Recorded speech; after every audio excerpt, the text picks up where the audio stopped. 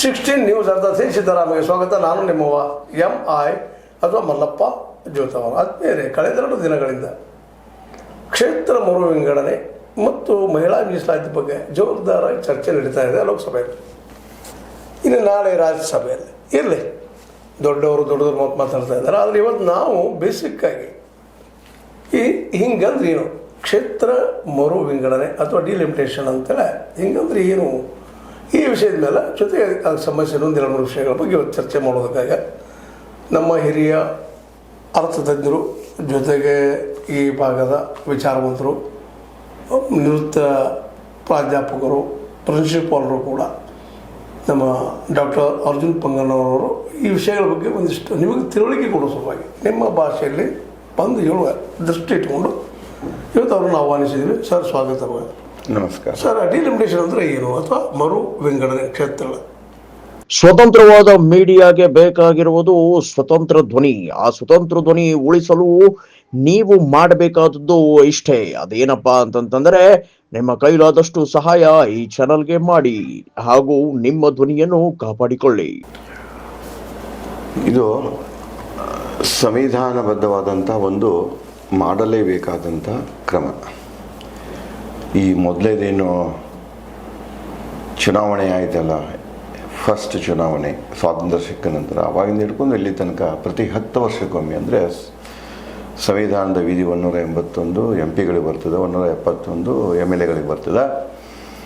ಆ ಒಂದು ಇದ್ರ ಪ್ರಕಾರ ಪ್ರತಿ 10 ವರ್ಷಕ್ಕೊಮ್ಮೆ ಕ್ಷೇತ್ರ ಮರು ವಿಂಗಡಣೆ ಆಗ್ತಾ ಇರಬೇಕಾಗ್ತದೆ. ಯಾಕಂದರೆ ಜನಸಂಖ್ಯೆ ಹೆಚ್ಚಾಗ್ತಿರೋದು ಒಂದು ಕಡೆಗೆ, ಆಡಳಿತದಲ್ಲಿ ಪಾರದರ್ಶಕತೆ ಬೇಕೋ, ಎಲ್ಲ ಭಾಗದಿಂದನೂ ಸಮಾನ ಪ್ರತಿನಿಧಿತ್ವ ಇರಬೇಕಲ್ಲಿ, ಲೋಕಸಭಾದಲ್ಲಿ, ವಿಧಾನಸಭಾದಲ್ಲಿ, ಆಡಳಿತದಲ್ಲಿ. ಜನಸಂಖ್ಯೆ ಆಧಾರದ ಮೇಲೂ ಅದೇ ಮುಂದೆ ಹೇಳ್ತೀನಿ. ಇಲ್ಲಿ ಆಡಳಿತವನ್ನು ಸುಗಮವಾಗಿ, ಎಫೆಕ್ಟಿವ್ ಆಗಿ ಜನರಿಗೆ ನ್ಯಾಯ ಮುಟ್ಟುವ ಹಂಗೆ ತೊಗೊಂಡು ಹೋಗೋ ಸಲುವಾಗಿ ಇದರ ಅನಿವಾರ್ಯತೆ ಇದೆ. ಒಂದೇದು ಅವಾಗೇನಾಯ್ತು ಅಂದ್ರೆ 1900 ಹೀಗೇನು ಮೊದಲೇದು ಬಂತಲ್ಲ ಎಲೆಕ್ಷನ್ ತನಕ ಹೆಚ್ಚು ಕಡಿಮೆ 37 ಕೋಟಿ ಜನಸಂಖ್ಯೆ ಇತ್ತು. ಅವಾಗ ಅವ್ರು ಏನು ಮಾಡ್ರಿ ಅಂದ್ರೆ ಲೆಸ್ ದ್ಯಾನ್ 1 ಲಕ್ಷ ಜನಸಂಖ್ಯೆ ಪ್ಯೂರ್ಲಿ ಮತದಾರರಲ್ಲ, ಜನಸಂಖ್ಯೆ 1 ಲಕ್ಷ ತನಕ ಒಂದು MLA ಸೀಟು, 10 ಲಕ್ಷ ತನಕ ಏನಿದೆ ಅಲ್ಲಿ ಒಂದು MP ಸೀಟ್ ಅಂತ ಇಟ್ಕೊಂಡು ಬಂತದು. ಆದರೆ ಅಲ್ಲಿಂದ ಇಲ್ಲಿವರೆಗೆ ಅವಾಗೇನು 543 ಒಂದೆರಡು ಇವು ಬರ್ತಾವೆ, ಯಾವುದೋ ನಾಮಿನೇಟೆಡ್ ಬರ್ತಾವೆ ಕ್ರಿಶ್ಚಿಯನ್ ಮೈನಾರಿಟಿದೊಂದು. ಅದಕ್ಕೆ ಅಲ್ಲಿಂದ ಇಲ್ಲಿ ತನಕ ಇದು ಬದಲಾಗಲಿಲ್ಲ, MLA ಸೀಟುಗಳು ಬದಲಾಗಲಿಲ್ಲ, ಜನಸಂಖ್ಯೆ ಸಿಕ್ಕಾಪಟ್ಟೆ ಇದೆ. ಆ ನಿಯಮದ ಪ್ರಕಾರ ಏನಂತ ಪ್ರತಿ 10 ವರ್ಷಕ್ಕೊಮ್ಮೆ ನೀವೇನು ಮಾಡಬೇಕು, ಕ್ಷೇತ್ರದ ಮರು ವಿಂಗಡಣೆ ಆಗ್ತಿರಬೇಕು. ಅದು ತಾಲೂಕಾ ಇರಲಿ, ಜಿಲ್ಲೆಗಳ ಮನೋರಚನೆ ಆಗಲಿ, ರಾಜ್ಯಗಳ ಪುನರ್ರಚನೆ ಆಗಲಿ, ಅಥವಾ ಈ ವಿಧಾನ ಪರಿಷತ್ತು, ವಿಧಾನಸೌಧ, ಇದು ಸಂಸದ ಲೋಕಸಭಾ ಮತಕ್ಷೇತ್ರ ಮತ್ತು ಈ ವಿಧಾನಸೌಧ ಮತಕ್ಷೇತ್ರಗಳಲ್ಲೂ ಕೂಡ ಮರು ವಿಂಗಡಣೆ ಆದರೆ purely based on the size of the population ಅಂತ ಐತೆ. ಆದರೆ ಅಲ್ಲಿ ಏನು ಡಿಫಿಕಲ್ಟಿ ಬರ್ತದೆ ಜನಸಂಖ್ಯೆ ಆಧಾರದ ಮೇಲೆ. ಆದರೆ ಅದು ಈಗಿನ ಸಂದರ್ಭ ನೋಡಬೇಕಾದ್ರೆ ಅದರ ನ್ಯಾಯ ಸಿಗೋದಿಲ್ಲ. ಇದಕ್ಕಾಗಿಯೇ ಈಗಾಗಲೇ ಇವತ್ತು ಕೇಳಿರ್ಬೇಕು ನೀವು, ಈ ಬಿಲ್ಲವನ್ನು ಪಾಸ್ ಮಾಡೋ ಕಾಲಕ್ಕೆ ಇದ್ರ ಬಗ್ಗೆ ಚರ್ಚೆ ಆಯಿತು. ಬಹಳ ವಿರೋಧ ಮಾಡ್ತಾ ಇದ್ದಾರೆ. ಇವನ್ನೆಲ್ಲ ಬಯಸಿದವರು ಕಾಂಗ್ರೆಸ್ನ ಆಡಳಿತದಲ್ಲಿದ್ದಾಗ ಮನಮೋಹನ್ ಸಿಂಗ್ರ ಕಾಲದಲ್ಲಿ ಇವೆಲ್ಲವೂ ಚರ್ಚೆ ಆಯ್ತದ್ದು ಬೇಕು ಅಂತ. ಯಾಕಂದರೆ ಜನಸಂಖ್ಯೆ 100 ಇವರೇನಂತಂದ್ರೆ ಹಿಂದಿನ ಸೆನ್ಸಸ್ ಅಂತ ಕರೀತಾರೆ. ಈಗ ಹಿಂದಿನ ಸೆನ್ಸಸ್ 2011, ಆ್ಯಕ್ಚುಲಿ 2021 ಆಗಬೇಕಾಗಿತ್ತು. ಕೋವಿಡ್ದಿಂದಾಗಿ ಆ ಸೆನ್ಸಸ್ ಆಗಲಿಲ್ಲ. ಅಲ್ಲಿ ನುಕ್ಸಾನ ಪ್ರತಿ 10 ವರ್ಷಕ್ಕೊಮ್ಮೆ ನಮ್ಮ ದೇಶದ ಜನಸಂಖ್ಯೆ 13 ಕೋಟಿ ಹೆಚ್ಚಾಗ್ತಿದೆ. 13 ಕೋಟಿ ಹೆಚ್ಚಾಗ್ತಿದೆ. ಅದು 13 ಕೋಟಿ ಮೈನಸ್ ಆಗ್ಯಾನ ಈಗ ಇವರು 2011 ತೊಗೊಂಡು ಮಾಡ್ತಾ ಇದ್ದಾರೆ. ಅದರ ಮ್ಯಾಗ ಅವ್ರು ಏನು ಮಾಡೋದಂದ್ರೆ ಅವ್ರ ಪ್ರಕಾರ ಟೋಟಲ್ ಈಗ 543 MP ಅದಾವ, ಅದು 816 MP ಮಾಡಬೇಕಂತಿದೆ. ಮುಂದೆ ಇಲ್ಲಿ ಪ್ರಶ್ನೆ ಏನು ಬರ್ತಿದೆ ಅಂದ್ರೆ 2011ನೇ ಸೆನ್ಸಸ್ ಪ್ರಕಾರ ದೇಶದ ಒಟ್ಟು ಜನಸಂಖ್ಯೆ 121 ಕೋಟಿ ರಿಕಾರ್ಡೆಡ್. ಇವೆಲ್ಲ ಸೆನ್ಸಸ್ದ ರಿಪೋರ್ಟ್ ಪ್ರಕಾರನ. ಅದರಾಗ ಪುರುಷರ ಸಂಖ್ಯೆ 62 ಕೋಟಿ, ಸ್ತ್ರೀ ಸಂಖ್ಯೆ 59 ಕೋಟಿ, ಎರಡೂ ಕೂಡಿಕೊಂಡ 121 ಕೋಟಿ. ಭಾಳ ಇಂಟ್ರೆಸ್ಟಿಂಗ್ ಇದೆ ಇದು. ಇಲ್ಲೇ ಇನ್ನು ನಾವು ಸ್ಟೇಟ್ ವೈಸ್ ಹೋದ್ವು ಅಂದರೆ ಡೆನ್ಸಿಟಿ ಆಫ್ ಪಾಪ್ಯುಲೇಷನ್ ಅಂತ ಜನಸಾಂದ್ರತೆ ಅಂತ ಬರ್ತದೆ. ಅಂದ್ರೆ ಜನಸಾಂದ್ರ ಹೆಚ್ಚು ಗುಂಪು ಸಣ್ಣ ಜಾಗದಾಗ ಭಾಳ ಮಂದಿ ಇರುವಂಥದ್ದು.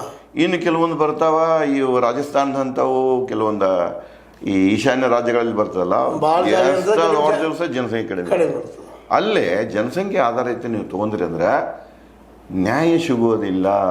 ನೀವು ಈಗಾಗಲೇ ನೋಡಿರ್ಬೇಕು, ಇಲ್ಲೇ ನಮ್ಮ ಬೆಳಗಾವದನ್ನ ಕೆಲವೊಂದು ಭಾಗ ಜಿಲ್ಲೆದ್ದು ಕಾರವಾರಕ್ಕೆ ಹೋಗ್ತಿರ್ತದೆ.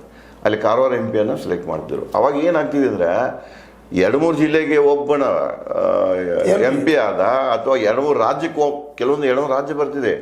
ಅದು ಈಶಾನ್ಯ ರಾಜ್ಯಗಳಿಗೆ ಬಂತಂದ್ರೆ, ಅಥವಾ ಏನಂದ್ರೆ ಕೇಂದ್ರಾಡಳಿತ ಪ್ರದೇಶಗಳು ಬಂದು ಅಂದ್ರೆ ಅಲ್ಲಿ ಜನಸಂಖ್ಯೆ ಭಾಳ ಕಡಿಮೆ ಅದಾವೆ. ಸಿಕ್ಕಿಂ ತಗೊಳ್ರಿ, ಸಿಕ್ಕಿಂದು ಜನಸಂಖ್ಯೆ ಭಾಳ ಕಡಿಮೆ ಇದೆ. 6 ಲಕ್ಷ 60 ಲಕ್ಷ 6 ಲಕ್ಷ ಹಿಂಗೆ ಅದಾವೆ.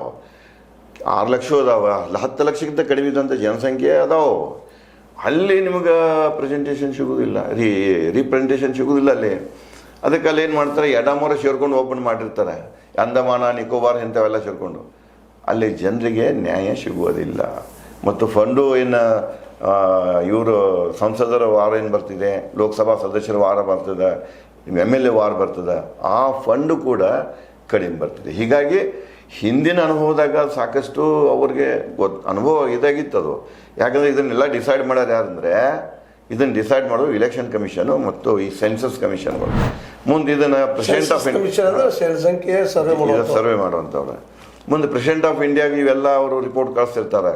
ಲಾ ಕಮಿಷನು ಎಲ್ಲನೂ ಬರ್ತಾರೆ, ಇದ್ರಾಗ ರಿಪೋರ್ಟ್ ಕಳಿಸ್ತಿರ್ತಾರೆ, ಹೆಚ್ಚು ಮಾಡ್ರಿ ಅಂತ ಹೇಳ್ತಾರೆ. ಅದನ್ನು ನೋಡ್ಕೊಂಡನ ಇವ್ರೇನು ಮಾಡ್ತಾರೆ, ಮಾಡಬೇಕಾಗಿತ್ತು. ಆದರೆ ಅಲ್ಲಿ ಪ್ಯೂರ್ಲಿ ಜನಸಂಖ್ಯೆ ಮ್ಯಾಗ ಮಾಡೋದು ಹಿಂದಿನ ತೊಗೊಂಡ ಅದು ಏನಾಗ್ತದೆ, ನ್ಯಾಯ ಕೊಡಲಿಕ್ಕಿಲ್ಲ. ಯಾಕಂದರೆ ಉದಾಹರಣೆಗೆ ಹೇಳ್ತೇನೆ, UP ಯಲ್ಲಿ ಹೆಚ್ಚು ಕಡಿಮೆ 19.1 ಕೋಟಿ ಅಂದರೆ 20 ಕೋಟಿ ಜನಸಂಖ್ಯೆ ಇದೆ, ಡೆನ್ಸಿಟಿ ಹೆಚ್ಚಿದೆ. ಅಲ್ಲಿ ಏನಾಗ್ತಿದೆ ಅಂದರೆ MP ಗಳು ಅಲ್ಲಿ ಹೋಗಿಬಿಡ್ತಾರೆ. ಮುಂದೆ ನೆಕ್ಸ್ಟ್ ಬಿಹಾರ 10 ಕೋಟಿ ಐತಿ. MP ಗಳು MP ಮತ್ತು ಬಿಹಾರ ನೆಹರು ಇದ್ದಾಗ ನೋಡ್ರಿ ನೀವು, ಕಾಂಗ್ರೆಸ್ ಇದ್ದಾಗನ 2 ಸ್ಟೇಟ್ನಾಗ ಯಾವ ರಾಜಕೀಯ ಪಕ್ಷದ MLA ಆಶೆ ಬರ್ತಿದ್ರಲ್ಲ, ಅವರನ್ನೇ ದೇಶವನ್ನು ಆಳತಿದ್ದರು. MP ಸ್ಟ್ರೆಂತ್ ಅಲ್ಲೇ ಇರ್ತದೆ. MP ನೋಡ್ರಿ 88 ಸ್ಟ್ರೆಂತ್ ಇತ್ತು UPದ, ಈಗೇನೋ ಒಡೆದದ. ಈಗ ಒಡೆದ ಹೋಗ್ಯದ. ಮುಂದೆ ನೆಕ್ಸ್ಟ್ ದಕ್ಷಿಣದಾಗ ಸೆಂಟ್ರಲ್ ಬರ್ತದೆ, ದಕ್ಷಿಣ ಪೂರ ಬರೋದಿಲ್ಲ. ಯಾಕಂದ್ರೆ ದಕ್ಷಿಣ ಅಂದ್ರೆ ತಮಿಳುನಾಡು, ಕರ್ನಾಟಕ, ಆಂಧ್ರ ಪ್ರದೇಶ, ಕೇರಳ, ತೆಲಂಗಾಣ, ಪುದುಚೇರಿ, ಇವಕ್ಕೆ ಮಾತ್ರ ದಕ್ಷಿಣ ಭಾರತ ಅಂತ ಕರೀತಾರೆ. ಮಹಾರಾಷ್ಟ್ರನೂ ಕೂಡ ಆ ಕಡೆನೂ ಹೋಗಿಬಿಡ್ತದೆ. ಮಹಾರಾಷ್ಟ್ರ 11 ಕೋಟಿ ಅದ. ಇದು 3ನೇದು ಅತಿ ದೊಡ್ಡ ಇದ್ದು ರಾಜ್ಯ. ಕರ್ನಾಟಕ, ಬಿಹಾರ, ಮಹಾರಾಷ್ಟ್ರ. ಕರ್ನಾಟಕದಾಗ ಬಂತಂದ್ರೆ 6 ಕೋಟಿ. ತಮಿಳು ಇವೆಲ್ಲನ ಅಲ್ಲೇ 543 MP ಗಳೇನು ಆಯುಷ್ ಹೋಗ್ತಾರಲ್ಲ, ಅದ್ರಾಗ ದಕ್ಷಿಣ ಭಾರತದಿಂದ ಹೋಗೋರು ಎಷ್ಟಂದ್ರೆ ಕೇವಲ 130. ಆಗಲೇ ದಕ್ಷಿಣ ಭಾರತಕ್ಕೆ ಸಾಕಷ್ಟು ಅನ್ಯಾಯ ಆಗಿದೆ. ಈಗ ಒಂದು ವೇಳೆ ಇದನ್ನು 816 ಮಂದಿನ ಮಾಡಕ್ಕೆ ಹೊಂಟ್ರಂದ್ರೆ, ಜನಸಾಂದ್ರತೆ ಜನದ ಸೈಜ್ ಮ್ಯಾಗ ನೀವು ಹೊಂಟ್ರಂದ್ರೆ, ಏನು ಹೊಸದಾಗಿ ಸೃಷ್ಟಿಗೊಳ್ತಾವಲ್ಲ MP ಸೀಟುಗಳು ಎಲ್ಲನೂ ಉತ್ತರ ಭಾರತಕ್ಕೆ ಹೋಗ್ತವೆ. ದಕ್ಷಿಣ ಭಾರತದ ಸೀಟ್ಗಳು ಮತ್ತೂ ಅಂದರೆ ಈಗ ಒಂದು ಎವರೇಜ್ ಇದೆ, ಅವರೇ ಹೇಳ್ತಾರೆ. ಈಗೇನು ಒಂದು 543 ಅದಾವಲ್ಲ, ಅದರ 50% ಅಂದರೆ ಹೆಚ್ಚು ಕಡಿಮೆ 816 ಸೀಟು. ಇಲ್ಲಿ 130 50% ಅಂದರೆ ಎಷ್ಟಾಗೋದು, 180 ಆಗ್ತಿದೆ. 816 180 ಇವರ ಮೈನರ್ ಆಗಿಬಿಟ್ರಿ ಇವರ. ಮುಂದೆ ಇಲ್ಲಿ ಇವರಿಗೆ ಎಲ್ಲದೂ ಈಕ್ವಲ್ ರೆಪ್ರೆಸೆಂಟೇಷನ್ ಸಿಗೋದಿಲ್ಲ, ಅವಕಾಶ ಅಂತ ಸಿಗೋದಿಲ್ಲ ಇವರಿಗೆ. ಏನು ಉದಾಹರಣೆಗೆ ತೊಗೊಳ್ಳಿ, MP ಆಗಬೇಕಾ, PM ಆಗಬೇಕಾಗಿತ್ತು, ಪ್ರೈಮ್ ಮಿನಿಸ್ಟರ್ ಆಗಬೇಕಾಗಿತ್ತು ಅಂದ್ರೆ ಇಲ್ಲೇ ತೊಗೊಳ್ರಿ. ಎಲ್ಲಿ ದೇವೇಗೌಡರು ಒಂದು ಬಿಟ್ರೆ ಒಂದು 2-3 ಕೇಸ್ ದೇವೇಗೌಡರು ಒಂದೇ ನರಸಿಂಹ PV ನರಸಿಂಹ 2 ಬಿಟ್ರೆ ಉಳ್ಕಿದವ್ರೆಲ್ಲ ಉತ್ತರದವ್ರು ಅದಾರ.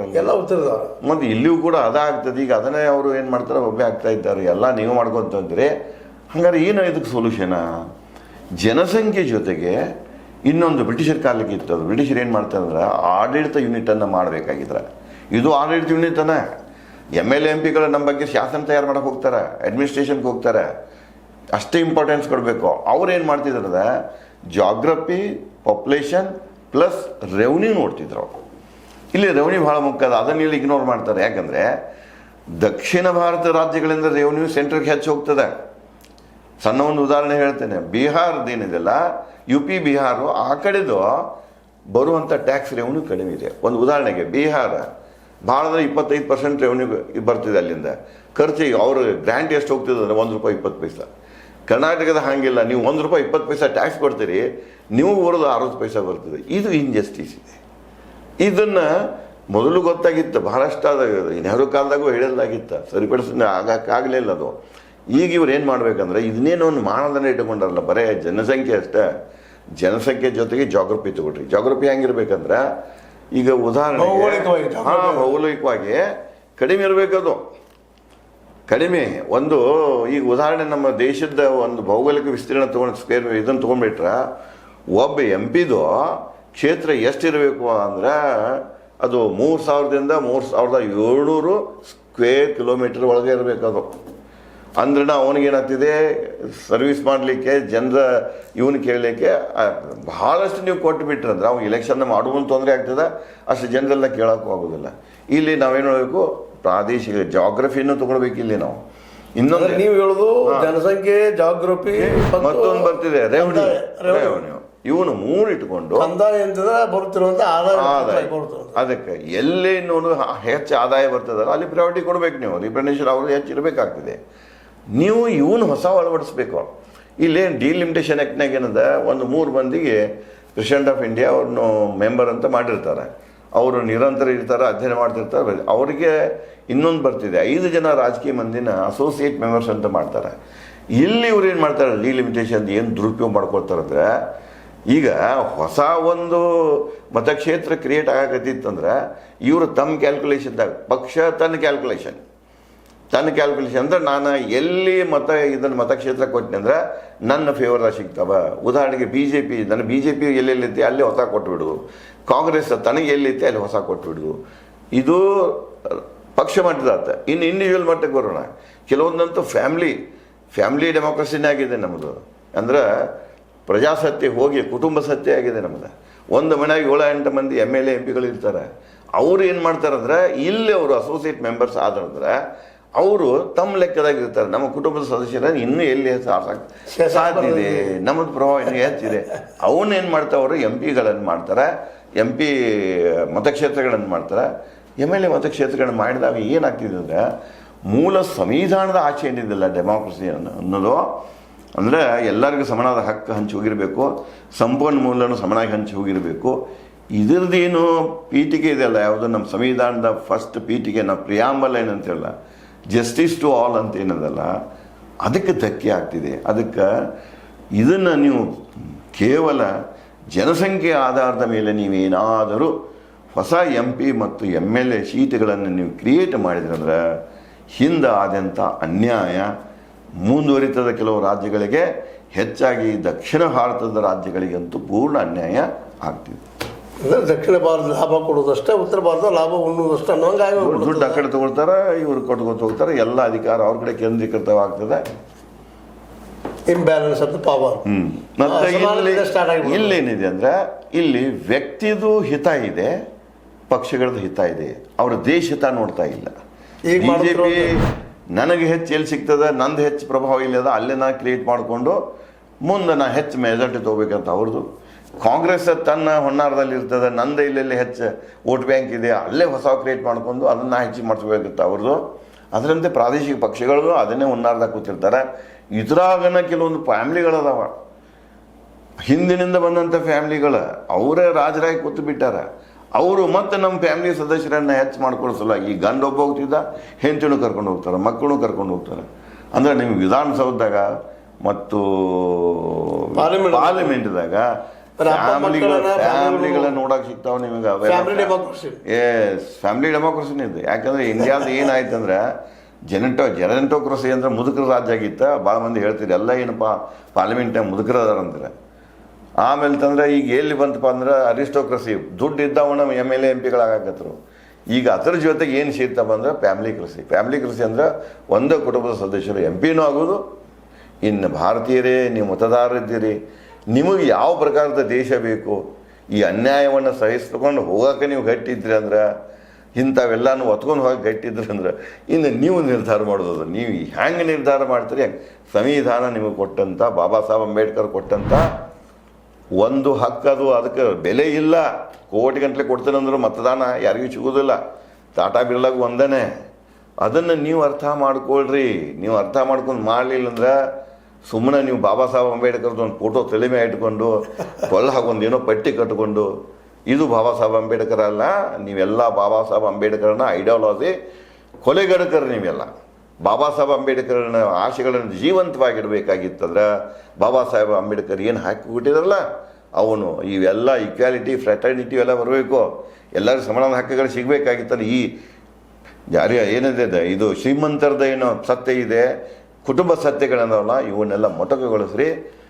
ದೇಶಕ್ಕಾಗಿ ದೇಶದ ಸಾಕಷ್ಟು ಜ್ಞಾನ ಇದ್ದವರನ್ನು ನಿಮ್ಮೆಲ್ಲರಿಗೂ ಹಿತ ಬಯಸುವಂಥ ವ್ಯಕ್ತಿ, ನೀವು ವೈಯಕ್ತಿಕ ಹಿತ ಬಗ್ಗೆ ವಿಚಾರ ಮಾಡಿ ಸಮಷ್ಟಿ ಹಿತ ಮಾಡುವಂಥ ವ್ಯಕ್ತಿಗಳನ್ನು ಆರಿಸ್ತಾರೆ. ಮತ್ತು ಇದ್ರಾಗೂ ಕೂಡ ನಿಮಗೆ ಹಾನಿ ನುಕ್ಸಾನ ಆಗಬಾರ್ದಿದ್ದು. ಇದರಿಂದ ಏನಾಗಿರ್ಬೇಕಂದ್ರೆ ಮರು ವಿಂಗಡಣೆಯಿಂದಾಗಿ ನ್ಯಾಯ ಸಿಕ್ಕಿರಬೇಕು, ಪ್ರಾದೇಶಿಕ ನ್ಯಾಯ ಸಿಕ್ಕಿರಬೇಕು, ಭಾಷಾವಾರ ನ್ಯಾಯ ಸಿಕ್ಕಿರಬೇಕು, ಎಲ್ಲವಾರು ನ್ಯಾಯ ಸಿಕ್ಕಿರಬೇಕು, ಬಯಾಸ್ಡ್ ಆಗಬಾರ್ದು.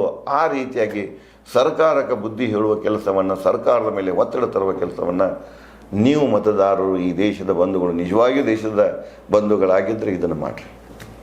ಆದಮೇಲೆ ಇಲ್ಲಿವರೆಗೆ ಸ್ಪಷ್ಟವಾಗಿ ಕೇಳಿದ್ರಿ, ಕೇವಲ ಜನಸಂಖ್ಯೆ ಆಧಾರದ ಮೇಲೆ ಕ್ಷೇತ್ರ ವಿಂಗಡಣೆ ಬೇಡ, ಜೊತೆಗೆ ಕ್ಷೇತ್ರ ವಿಂಗಡಣೆ ಜೊತೆಗೆ ಭೌಗೋಳಿಕ ಮತ್ತು ಕಂದಾಯ ಇವುಗಳನ್ನು ಸೇರಿಸಿ ಕ್ಷೇತ್ರ ವಿಂಗಡಣೆ ಮಾಡಿದರೆ ಎಲ್ಲರಿಗೂ ನ್ಯಾಯ ಸಿಗುವ ಸಾಧ್ಯತೆಗಳಿವೆ. ಇನ್ನೂ ಇದು ಚರ್ಚೆಗೆ ಆಗಲಿ, ಕೇವಲ ಜನಸಂಖ್ಯೆ ಆಧಾರದ ಮೇಲೆ ಮಾಡಿದರೆ ಇಲ್ಲಿ ನಿಶ್ಚಿತವಾಗಿಯೂ ಅಸಮತೋಲನ ಆಗುವಂಥ ಸಾಧ್ಯತೆಗಳು ಹೆಚ್ಚಿದ್ದಾವ.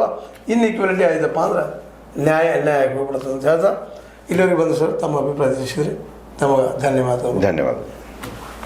ಆದ್ಮೇಲೆ ಇದು ಇವತ್ತಿನ ಚರ್ಚೆ ಆಗಿತ್ತು. ನಿಮಗೆ ಲೈಕ್ ಆಗಿರ್ಬೋದು, ಲೈಕ್ ಮಾಡಿ, ಶೇರ್ ಮಾಡಿ, ಕಮೆಂಟ್ ಮಾಡಿ, ಜೊತೆ ಸಬ್ಸ್ಕ್ರೈಬ್ 16 ನ್ಯೂಸ್ ಅರ್ಥ ಹೇ ಸಿದ್ದರಾಮಯ್ಯ ಸತ್ಯಕ್ಕಾಗಿ ವಂದನೆಗಳು.